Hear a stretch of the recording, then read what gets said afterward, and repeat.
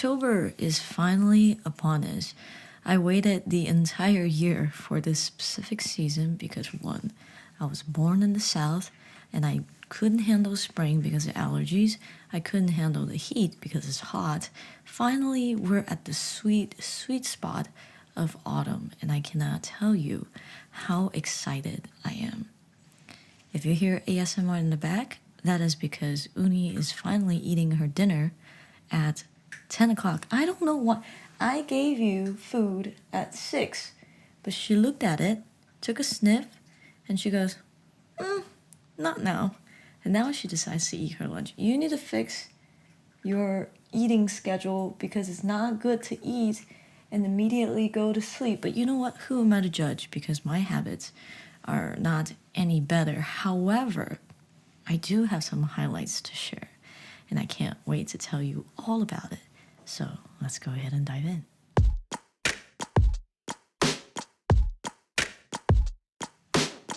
So I'm fairly certain that everyone out there has some kind of a bucket list.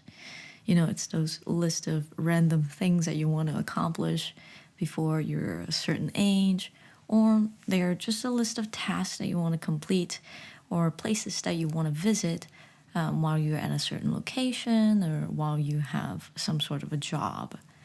And I'm sure that your list and my list will have some kind of similarities. You probably want to travel around the world, try exotic food, break out of that 9 to 5 cycle. Maybe you want to try some unconventional occupations. Maybe you want to work remotely. And maybe you want to learn a new language. Maybe you want to finally commit and go to that concert that you really want to see. Or it could be something as simple as having a pet, finally raising the dog that you want, finally raising the cat that you want because you have an Asian parent. And all in all, as creatures of habit trapped in this society, I'm sure that the similarities can go on and on. But the differences between you and I is the fact that my list looks a little bit more sports driven, and I can explain why. So most of my friends had parents with regular jobs, you know, the 9 to 5 office worker, or they're some kind of a shop owner. Well, I was born in a family of 2 professional athletes. So both my mom and dad, they were gymnasts, and they served in the national team of their country. However, because gymnastics is a very competitive sport, and your prime is considered to be between when you are, let's say, from 16 all the way to 24. And once you pass that age, it's like your career is done. So after my parents competed on the national team, naturally they became coaches and judges in their respective sport. So when they had me, I spent most of my childhood at the sports academy. So whenever they go on tour, they go on competition, they will bring me along. And basically, I was raised with their student athletes. Like, I slept in the dorm with them. When it was after school, I would take the subway to go to the academy and just basically hang out while they trained, and then hang out with the athletes after they finished training and while they were resting in their dormitory, because my parents were busy and basically their athletes were their kids as well. So I was just being thrown into the sports world since I was, I guess, as young as I could remember. Like, what, 4, 5? I remember running around and playing in the gym while if you look to the side in the background, just people doing like floor routines or on the uneven bars or on the balance beams, and I'm just like, it's so funny because I hated gymnastics so much. Like, I did not want to do it myself, but I love watching it. So much so that, 10 years later, was it 10 years later? 10, 20 years later, now that I'm in a different country, my mother is still active in the gymnastics world. So sometimes when she goes to competitions that were hosted by, let's say, world champions or Olympic champions, for example, Simone Biles, she, first of all, Mom, thank you for this. She knew that I was such a big fan. She got like an autograph postcard or photo for me, and she tried to collect those like little merch, and she would bring it back and give it to me and be like, boom, I went to the Simone Biles open invitation. I forgot what it was called. It's a few years back. And I asked her for an autograph. Here you go. And I was like, oh my gosh, Mom, thank you so much. I still have it. It's in my room all the way in the US. Not with me at the moment, but it's one of the things that I treasure to this day. To this day. And because I was raised in such a, sports driven environment, the Olympics is like my Macy's Thanksgiving Day parade. I go all out. I have the USA Olympic team's merch, I have the Chinese team merch. Like, whenever my mom gets something from her teams here or from China, like, I'm like, can I please have that jacket? Like, I don't, can I please borrow it? Can I wear it? Can I wear it while we watch gymnastics? Like, can we watch the Olympics together? Like, it's something that I treasure a lot because of my upbringing. And whenever I see anything that is gymnastics related, it always reminds me of my parents. So it's something that I hold dear to my heart. So naturally, my bucket list is very, sports influenced. Because I traveled on tour with my parents since I was young, I really like to watch competitions. And for gymnastics, I've always wanted to go to like a world championship, because everything that I've been at is usually maybe like state level, but nothing like national level or on a bigger scale. So I made this promise with my mom. I was like, hey mom, one, either let's go watch an Olympics together, or can we go to like a gymnastics world championship together? That's on my bucket list. And she's like, okay, whenever it's the right time and I have an opportunity, then let's go do that. I was like, great. However, it's 2022, Mom. Because of COVID and everything, we were thinking about going to the 2020, was it 2022 or 2020? The Olympics in Beijing, but because of coronavirus, everything was restricted, and overall just a lot of things have changed. So that we just kind of miss the best time, and now it's just on hold. But it's fine because I kind of sort of was able to fulfill that wish on my own with Taro. And to preface this situation, I must clarify this. Although I was raised by gymnastics parents, my absolute favorite sport is actually tennis.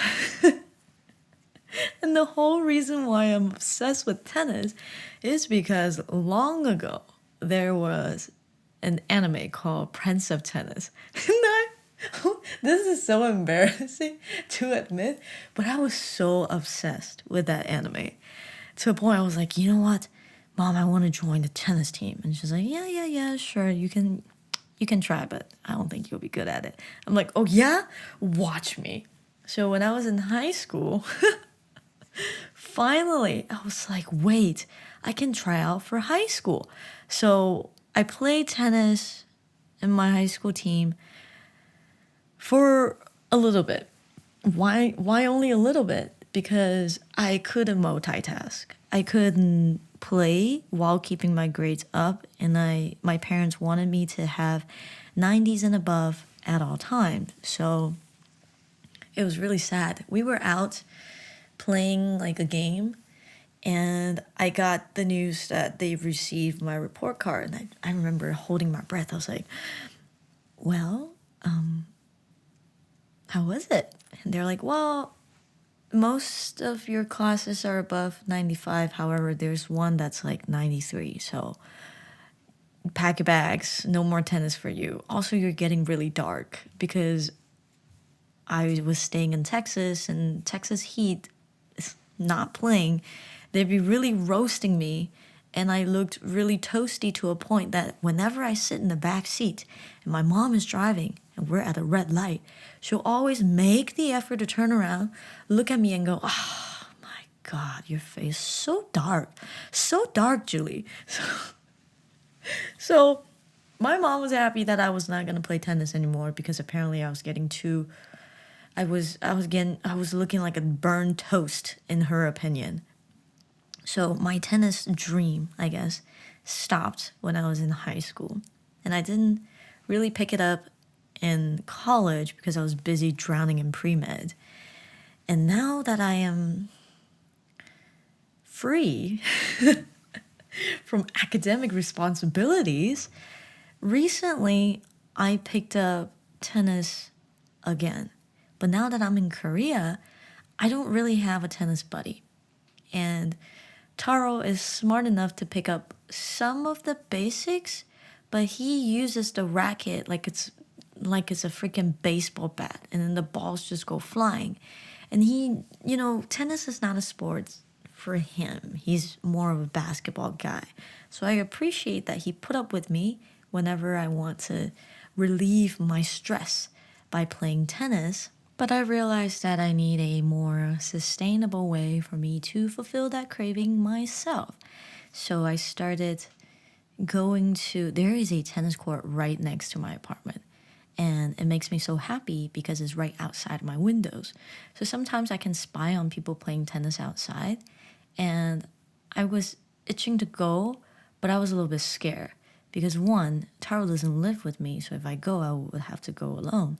And, maybe I can practice tennis by hitting the ball against the wall, and I really don't mind.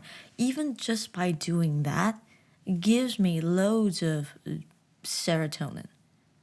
But I was just scared to go by myself. One time, I was really stressed and I wanted to take care of it somehow, but I didn't want to go to the gym. And I wanted to play tennis. So I look at the court and I'm like, right now no one is there. Because it's a public court, there's no really reservation. So if you show up, it's empty, then you play. But if someone else is there, then they stay there until whenever they want to leave. So I walked downstairs and around my building to get to the court. And I kid you not, as I was approaching the entrance to the tennis court, I see 4 honky guys get off like a white little car with a basket of tennis ball, and they're just walking towards the entrance. As I was walking towards the entrance, it was obvious that I was gonna go play tennis. Why? I have my little tennis racket on my shoulder, and I was holding one of those like self tennis thing where you fill the water in there, and then on one end it's attached to like an elastic, and the elastic is attached to a ball so that I can hit the ball, it'll come bouncing back. And we just kind of meet in the middle, and I just look at them getting into the tennis court, and I just kept walking straight because what was I gonna do? Fight them? I'm gonna lose. So I was so sad. I just kept walking, and I'm like, should I just go home? Or should I go back and ask if I can play on the side? But I was really scared at the moment, and again, language barrier. I didn't want to cause any more trouble. I just wanted to relieve my stress. So I ended up walking around the court and just went back home. Now, later that night, however, I looked at the court and I see them playing, and I'm like, oh my God, not to be mean, but you guys suck so much. So I got a little bit angry looking at them, observing them for like at least half an hour. Then I decided, you know what? Let me let me just go. So after I did some work, I went downstairs again, and by the time I got to the court, the four dudes were gone, and now there were only like a coach and a student there, just practicing volley against the net. So I was like, they look nice. I think I can do this. So I didn't actually go up and ask them if it was okay for me to play on the side. Like, I literally was playing on the side, on the side. Like, I was not anywhere near them because I had my, again, my self tennis thing. So I was playing there and I was having a blast until I turned around and I noticed, oh, they left. So instead of using the self tennis thing, I started hitting the ball against the wall and I practiced on my serves. And I think like an hour and a half later, the court closed because it was 10 o'clock. And I was so happy that night. I think I probably went to bed smiling. That's how much I loved tennis. And what had happened was 2 weeks ago, I had to conduct like a week-long training for the newbies that were joining my work. At the time, I was fairly stressed about this whole thing because the week-long training goes on top of my regular schedule. So in the morning, from like 8:30 to 12, I will be doing this training. And then immediately after the meeting is over, I have to write reports and commute to work and proceed my nighttime schedule from like 4 to 10 on certain days. And then when I come back, I need to prepare for the training for the next day. So during that entire week, I was really stressed and I didn't really get a lot of sleep. At the time, it felt really hard to continue, but I wanted something to look forward to so that I can push on until it's Friday. And at the time, during one of the sessions, I think I was in the bathroom as one doobie after one cup of coffee. I was in the bathroom, and you know how on Instagram on the discovery page, it's entirely curated by AI, by the algorithm, based on what you like. So my discovery page consists of shoes. What was it? Shoes, I think tennis, and I think maybe some K-pop things. Oh, or cats. That's the content of my discovery page. And I was paying attention to US Open because US Open recently just concluded. So my feed is stacked with tennis content. And I noticed there's one post that says Korea Open. And I was like, wait a second. Korea has a tournament for tennis here in Seoul? What? I didn't know about this. So I went to their page and I checked the schedule and I noticed that they're hosting not one, but two. Okay, let's talk about this. I think it makes sense that they're hosting two because one for men, one for women, but they were sponsored by two different people. So I thought it was like two separate tournament. Anyways, I noticed that week, 2 weeks ago, that week, Korea Open was hosting their WTP or the women's tennis. And then 1 week after, they were hosting ATP, the men's tennis. So I was like, oh my gosh, that is this weekend. The women's singles final and women's doubles final were happening on Saturday or Sunday. I think was it Saturday or Sunday? Why do I not know? This is 2 weeks ago. I think it was Sunday. I'm going to say Sunday. Yeah. And I saw that, I screen capped it, and immediately I sent to Taro. I asked him, this is happening this Sunday. Do you think it's still possible for us to get tickets? Because I've never been to any tennis tournament. I don't know how popular it is. I don't know how fast the tickets will sell out. I have no idea how much it cost. I do remember while I was paying attention to the US Open, just for giggles, I looked up how much it costs for a ticket to watch the, was it the men's finals or one of the semifinals match, and it was only $60. Okay, I shouldn't say it was only $60, but I expected it to be more because it's a national event, right? So I was like, oh, $6, not bad at all. I would do that to watch one of my favorite tennis player, right? So I'm fully expecting for the price to be around that level, if not more, because it's in Korea. And currently in Korea, tennis is not a popular sports yet. So I sent the screenshot. I went back to my training. Then Taro got back to me and said, "Oh yeah, it's doable. We can book tickets this Sunday. Do you want to watch women's double or women's single?" I was like, women's singles. How much is it?" He says, $20. Only $20. I was like, $20? Heck yeah. I'm paying for your tickets too. Let's go watch it. So I just power through that week, the training week, and I was so excited and I couldn't wait for Sunday because that was going to be my very, very first tennis tournament. And that entire day, I was so happy. I was basically skipping. I cannot emphasize how excited I was. It felt like a dream come true. Although it's not like gymnastics related, but to watch a match in this scale was a first in my life.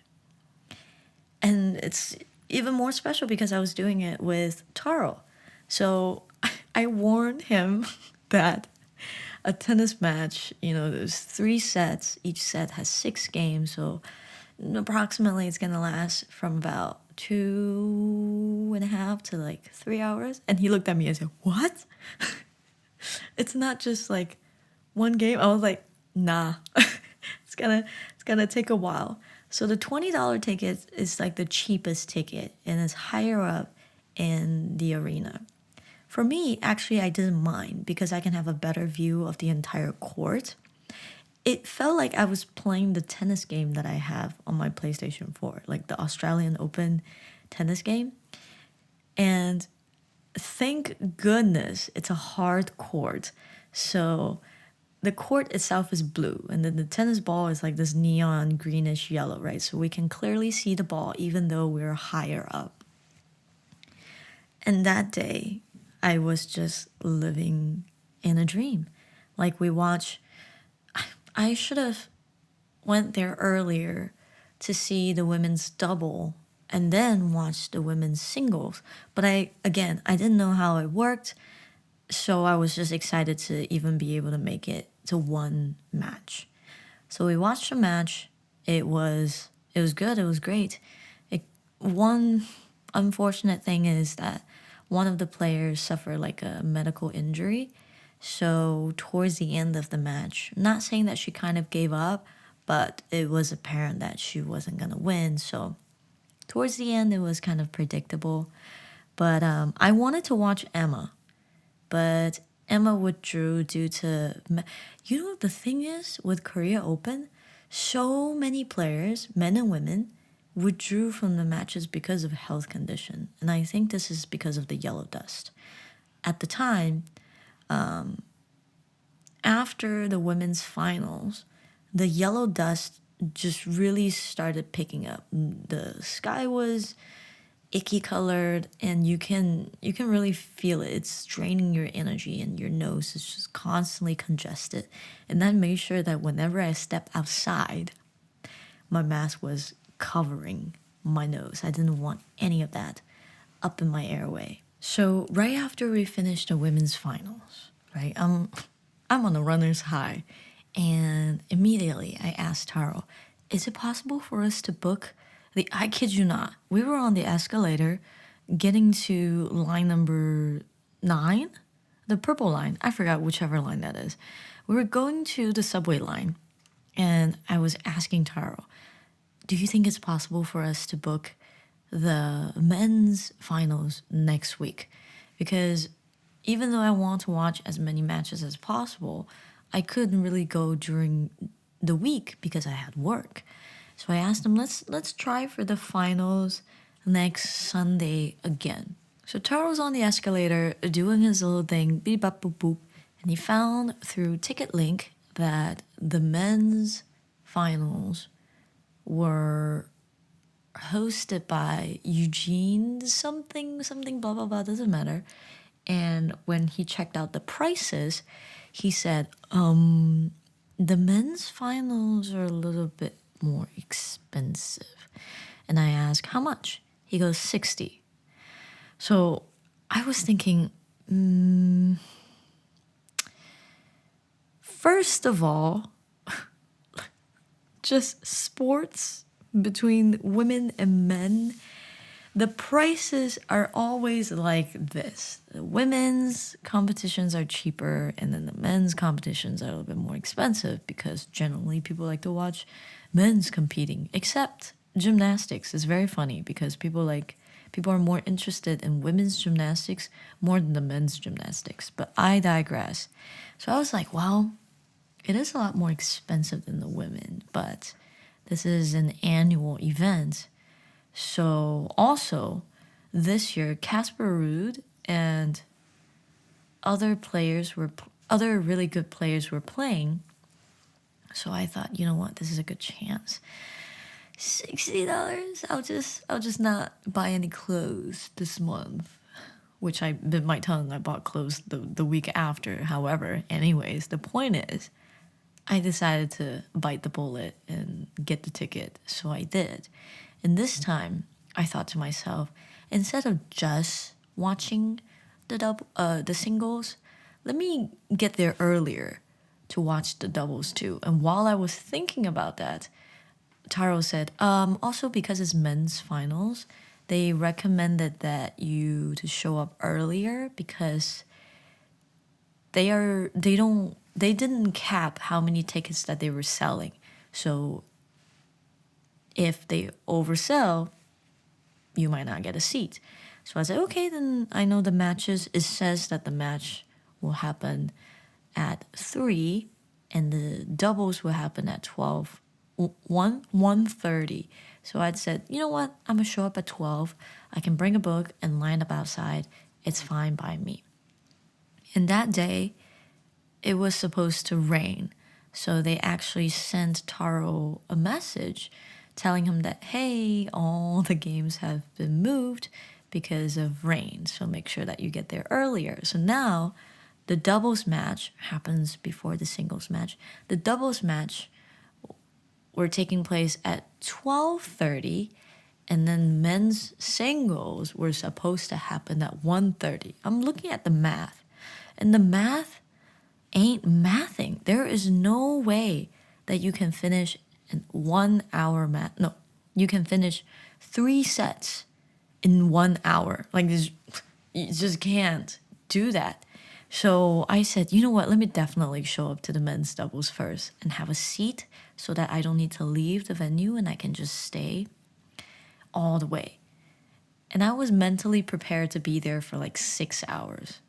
4 to 6 hours, because if I'm gonna watch 2 matches, averaging 2.5 per match, it was gonna be a long day. But it doesn't matter because I'm running on pure adrenaline, dopamine, serotonin, any good hormones that just toss them my way, right? So first, I was sitting at the wrong seat. Someone very kindly told me that, excuse me, ma'am, this is my seat, right? So I was like, oh my God, I'm so sorry. I moved back to where I was the week before. So it's a lot higher up. Actually, I was on the very, very last row. And you would think that I can't see anything, but actually that was probably the best spot for me. I can see everything. I can see the players' movement. I don't have to worry about the ajumas in front of me with their umbrellas because it's drizzling. Anyways, I enjoy the game, the doubles game. I watch halfway. I think I started 4 games in and I watched the whole thing. And then I watched the singles and everything was pushed because, again, it's impossible for them to finish like a match in 1 hour. So the doubles actually ended around 3. And then starting from 3, I think the game finished at around 5. And that was really, really pushing it because my phone was on 10%. And I'm all the way on the other side of Seoul.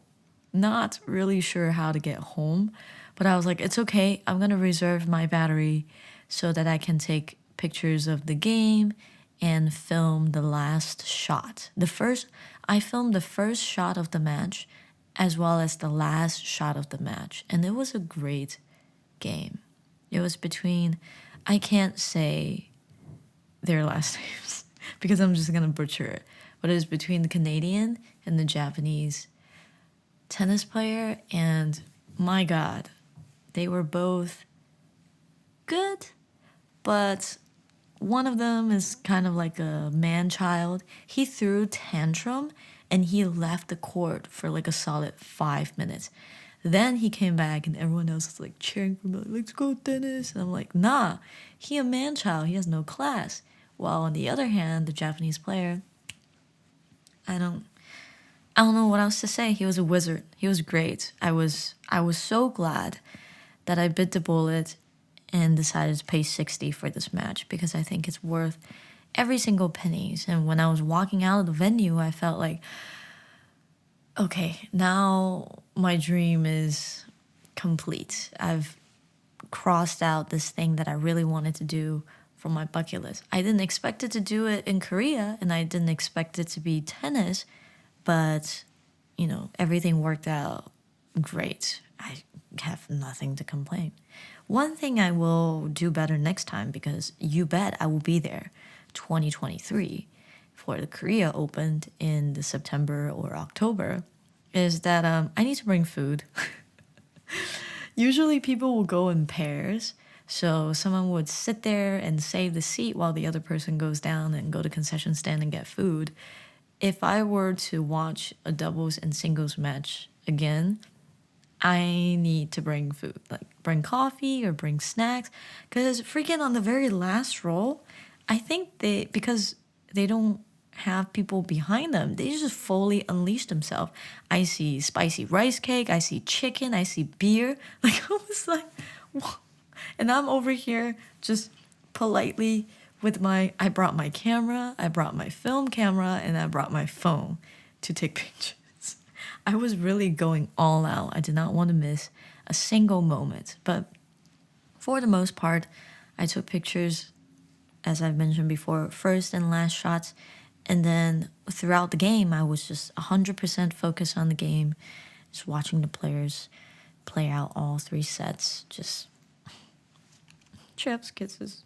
Chef's kisses. Now, just as I thought that this event, the Korea Open, was going to be the highlight of my year, given that there are only 2 months left and I don't anticipate anything exciting happening other than the fact that Christmas is around the corner to close off the year, everything took a turn and it was spinning out of control really, really fast. So in November, well, actually, to be more specific, at the end of November, my contract with my current company will come to an end. My original intention was to re-sign with the current company for another year and carry on. Everything else will proceed as normal. However, recently my mother actually contracted COVID. So she is in an older group and I was worried about her health condition because on top of that, she also has heart problem. So I was really worried that with COVID, it might trigger something else. So I consider the possibility that, maybe when my contract naturally comes to an end, I would just take a term break So here, a school term is 3 months. So I would be gone for 3 months and I can come back and, continue doing what I do. So I express my intention to my manager. And she had recommended that instead of taking a term break, which is a little bit too long, why don't you just take a month off? And I was thinking, a month off? How would that work? Because the reason why I offered to take a term off, because I understand that whenever someone tries to take a month off within the semester, it gets really hectic because scheduling wise is a mess. You're going to be gone, someone has to sub for you while you're gone, and then when you come back, they give those classes back to you, but it's just a headache to schedule around. So I thought that by taking a term off, it's an easy way out for her. But in their perspective, they're trying to lock me down for another 1 year contract first so that they know that for sure I will come back and return as a teacher. So I looked at her proposal and I talked to my parents about it, and I said, I can no longer do a term off. Is a month off okay? And then we looked at the dates and then we figured that, what? I think a month is okay. It's doable. Then we started talking about which date am I able to leave. So because I know what my manager will have to deal with, I told her that I was flexible. It doesn't matter if it's the beginning of the term or if it's the end of the term, whichever way it's easier for you to arrange. However, it took so long for us to finalize the date. And when the dates were finally finalized, get this, I am arriving the day after Thanksgiving, and I have to be back the day before Christmas. So my mom was pissed. She's like, can you just miss one and not both? And I said, I understand where you're coming from and I 100% agree, but I see the issue on the other side is that when I come back, the day after Christmas is when we start our winter intensive camp. So there's no way that I could take a day off. It's just important for me to be there on day one when the camp starts. So there's just no way for me to get out of that. And I told her, I said, we can have a pretend Christmas. We can have a late Thanksgiving and an early Christmas. As long as we're coming back, we're reunited as a family, then, all these social construct, the holidays, we can even, I don't know, just make a hybrid one. It's okay. I'm going to be there. So the exciting thing to wrap up my 2022 is that I will be going home for a month between November and December, see my family, and I guess to catch up with any friends who are around the area, because I won't really be able to commute to other areas because one, money, budget. I won't be working for an entire month and I still have to pay rent here and I still have to feed Uni. Luckily, Taro will be taking care of Uni, so I don't have to worry about putting her at a daycare or asking anyone else to take care of her. And she will be with someone that she knows, so she won't be an anxious mess because she's a very shy cat. I noticed that. In August, I think it was in August, I had some friends from the States to visit me and they wanted to see Uni. So I was like, yeah, come on over. And Uni was hiding. She was hiding as if we had an intruder. And I was like, Uni, come on, come say hi. And she was just in the corner. She's like, I'm not coming out. You don't know who they are, Mom. They could do horrible things to me. But in the end, I was able to bring her out, say hi to them, and they left. But anyways, who knew that I would be following their footsteps and returning to the States a few months later? I didn't see this coming at all, or I didn't really consider it, because in my mind, I plan on returning to the States, or I plan on visiting the States again when my sister is graduating, right? Because high school graduation is still a pretty big thing and I want to be there for her. But I asked her, I was like, hey, when are you graduating? She goes, 2025. And I said, 2025?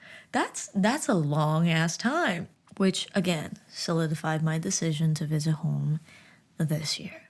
Because if I visit home this year, then we can take another 2 years hiatus and then return home again when she's graduating, right?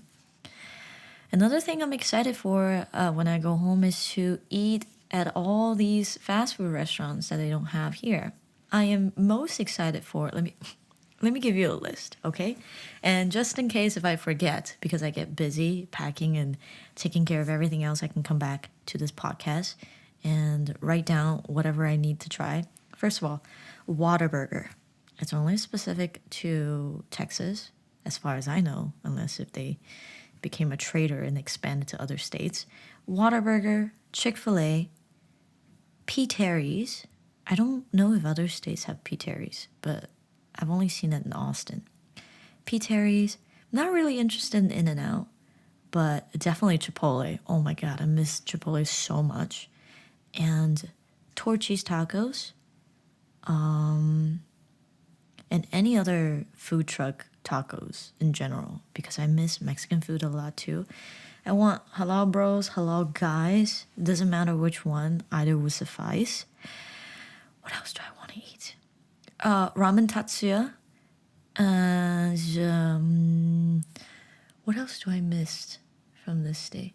There is a place that my best friend and I go to when we were in college. It's called College Roadhouse.